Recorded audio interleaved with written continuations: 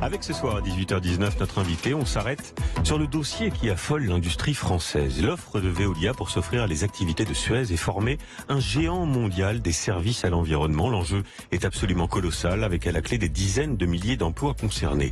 Bonsoir Estelle Brachlianoff. Bonsoir. Vous êtes directrice générale adjointe du groupe Veolia.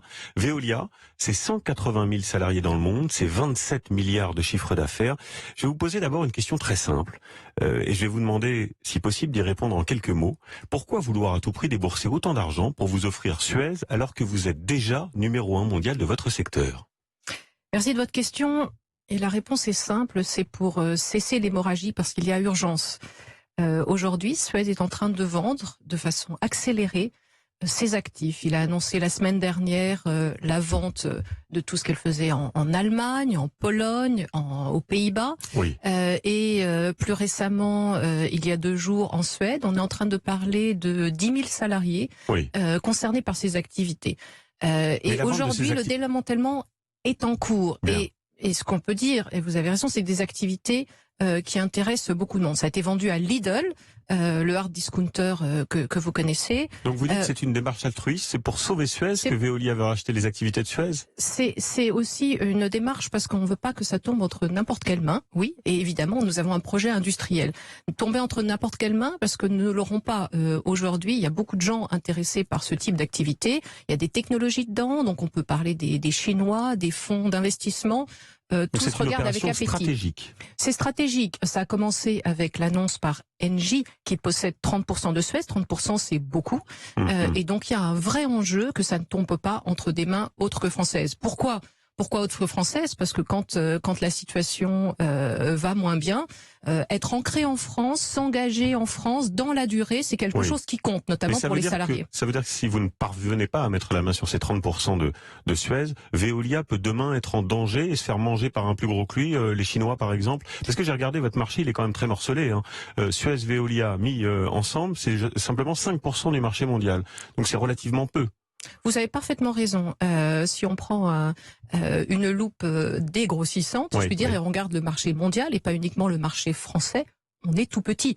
Et Suez et Veolia, même si nous sommes respectivement numéro 1 et numéro 2 de ce marché.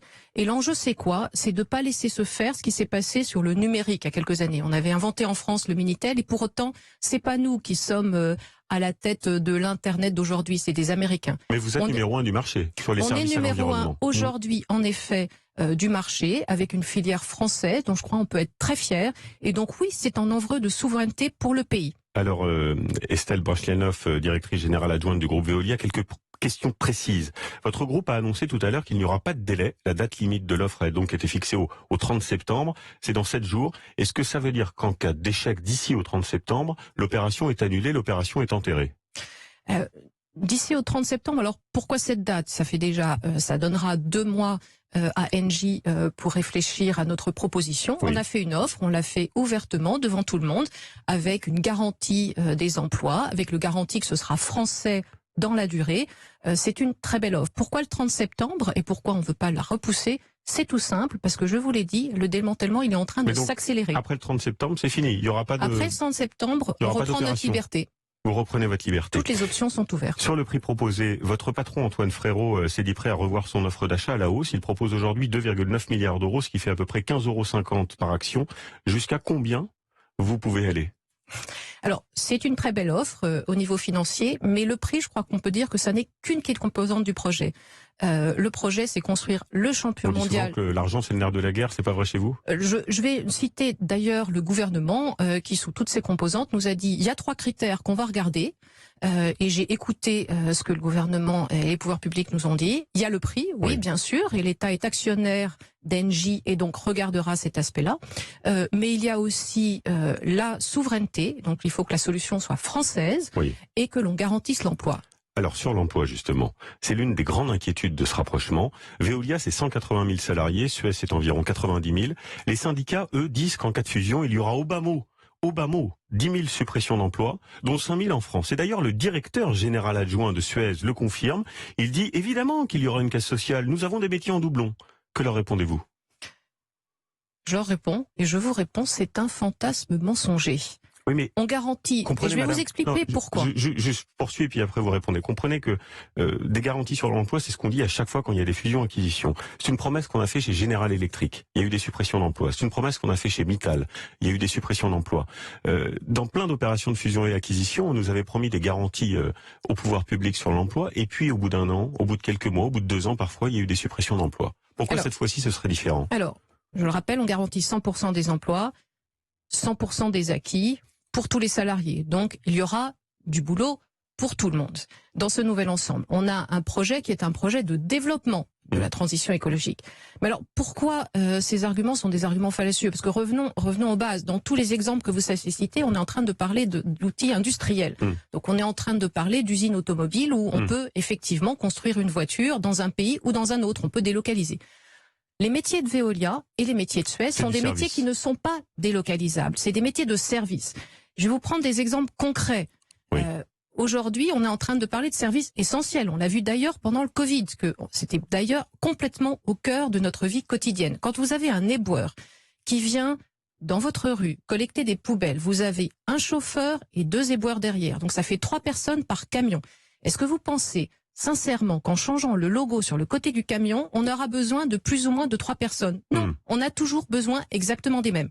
Et c'est pas les éboueurs de Montauban qui vont aller... Il n'y a pas le camion Veolia qui va remplacer le camion Suez. Mais ça n'est pas la question, on a toujours besoin de 3 personnes. La garantie de l'emploi, c'est pas un sujet de logo sur un camion. Bien. On a toujours besoin des 3 personnes. Quand vous avez une station d'épuration, qui est aussi un des autres métiers du groupe, vous avez toujours besoin des mêmes personnes au même endroit. Vous imaginez bien que c'est pas les eaux usées de Montauban qu'on va traiter à Besançon.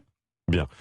J'ai une autre question sur la politique et puis après je voudrais vous entendre sur l'impact pour nous consommateurs. Est-ce que vous en voulez à l'État? Parce que le gouvernement a d'abord dit, bien sûr, c'est une opération qui fait sens. On a entendu le Premier ministre Jean Castex qui a prononcé ces mots. Et puis après, il y a eu un rétropédalage de Bruno Le Maire, le ministre de l'économie. Est-ce que vous en voulez à l'État, pour parler clair?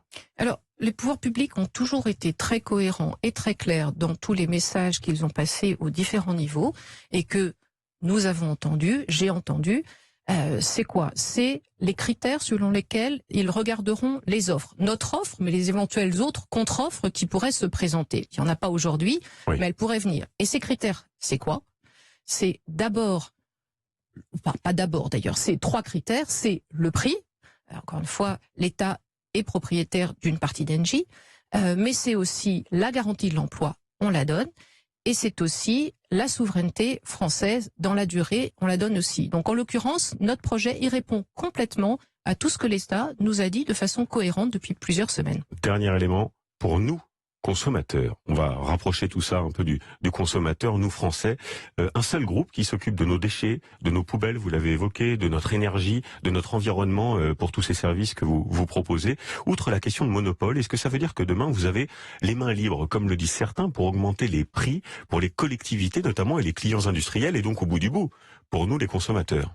Alors, non, il n'y aura pas d'augmentation du prix de l'eau en France avec cette opération. Tout simplement parce que le prix de l'eau, il est défini par les maires et les différents représentants élus. Et la collecte des déchets? La collecte des déchets, c'est strictement la même chose. Il y a des appels d'offres qui sont passés pour choisir des opérateurs privés ou publics d'ailleurs, et c'est les maires qui décident à la fin. Donc il n'y a aucun impact de ce point de vue-là. Mais c'est beaucoup plus que ça. Je suis en train de dire que non seulement on garantit les emplois d'aujourd'hui, mais on est en train d'inventer en France les emplois de demain, ceux de la transition écologique. Est-ce que vous pouvez revenir à ce micro le 1er octobre? Je n'ai aucun problème, j'en serais très ravie. Et d'ici là, peut-être que l'opération aura abouti. Merci infiniment. Merci à Estelle Brachlianoff, vous êtes directrice générale adjointe du groupe Veolia et vous étiez donc en direct avec nous dans Europe Soir. Merci.